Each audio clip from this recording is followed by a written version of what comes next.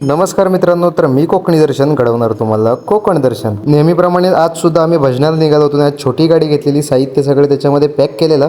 साहित्य पॅक करून झाल्याच्या नंतर अशा पद्धतीने आम्ही बसलो होतो आणि भजनाच्या ठिकाणी म्हणजे जयगडला जाण्यासाठी निघालो. खंडाळ्यामध्ये गेल्याच्या नंतर तिथे आम्ही चहा पिण्यासाठी थांबलो. तिथे चहाची ऑर्डर दिलेली, चहा प्यालेलो आणि पुन्हा भजनाच्या ठिकाणी जाण्यासाठी निघालो. या गणपती सीझनचं आजचं शेवटचं भजन होतं, म्हणजेच 21 दिवसाचा गणपती होता आणि त्यानिमित्ताने आजचं शेवटच्या दिवशी आजचं भजन होतं.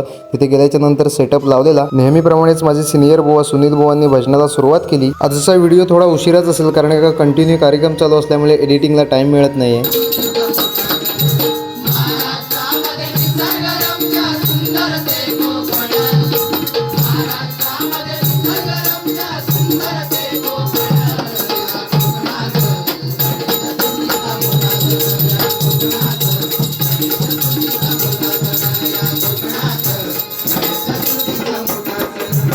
भजन आटपल्याच्या नंतर नेहमीप्रमाणेच नाश्ता पुढ्यात आलेला होता. भजन रेटवून झालंय, आता नाश्ता रेटवतोय.